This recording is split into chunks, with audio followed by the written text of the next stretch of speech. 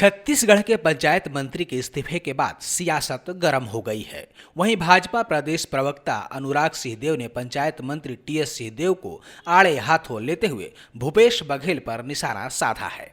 अंबिकापुर भाजपा कार्यालय में अनुराग सिंहदेव ने प्रेस कॉन्फ्रेंस का आयोजन किया। इस दौरान उन्होंने पंचायत मंत्री के इस्तीफे को लेकर जय वीरू के जोड़ी पर तंज कसा है।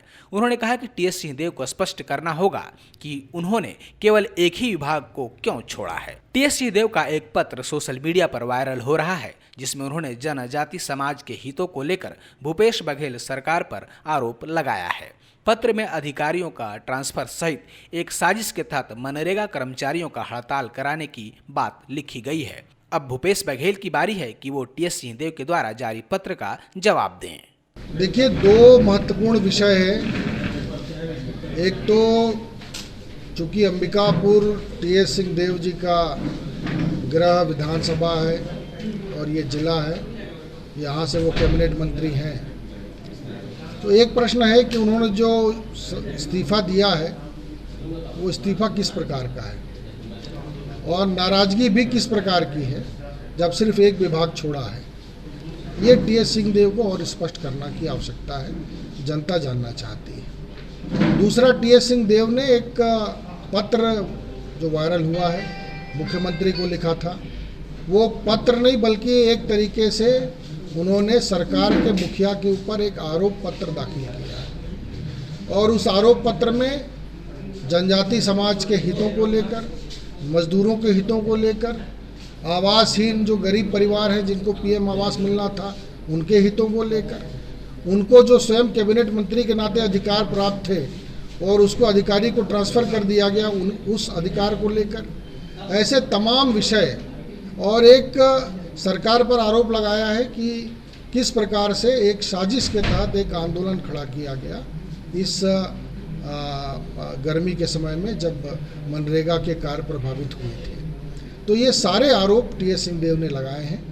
अब गेंद जो है वो मुख्यमंत्री के पाले में है, उनको जवाब देना चाहिए, क्योंकि संविधान के अनुच्छेद 75 में कैबिनेट की एक कलेक्टिव रिस्पॉन्सिबिलिटी है। कैबिनेट एक सामूहिक निर्णय का नाम है, सामूहिक नेतृत्व का नाम है, और कैबिनेट यदि अविश्वास कर रहा है तो ये पूरे सरकार अविश्वास के कटघरे में आ गई है संवैधानिक रूप से।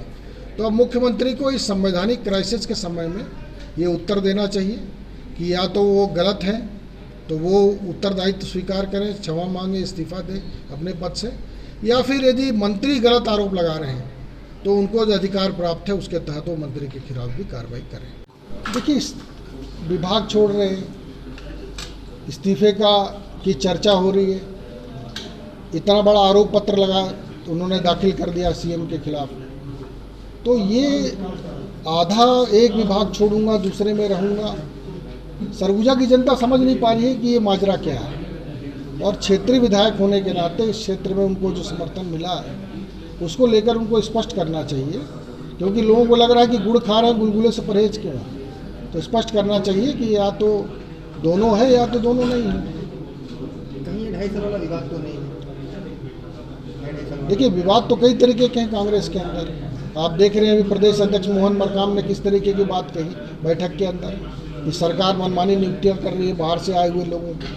फिर अभी जयसिंह अग्रवाल जी ने जो मंत्री हैं उन्होंने कई बातें कही थी कोरबा में कि ब्यूरोक्रेट का राज चल रहा है, और स्पीकर ने भी सवाल उठाए थे बीच में।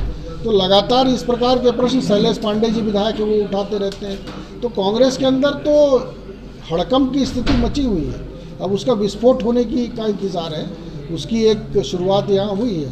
मुझे लगता है कि विस्फोटक स्थिति है कांग्रेस के अंदर। जय वीरू की यदि बात करें तो आपने शोले देखी होगी। शोले का जो एंडिंग है उसमें दोनों में से एक ही रहता है अंत में, तो ये स्टोरी उसी तरफ बढ़ रही है। एक और अभी आपने बात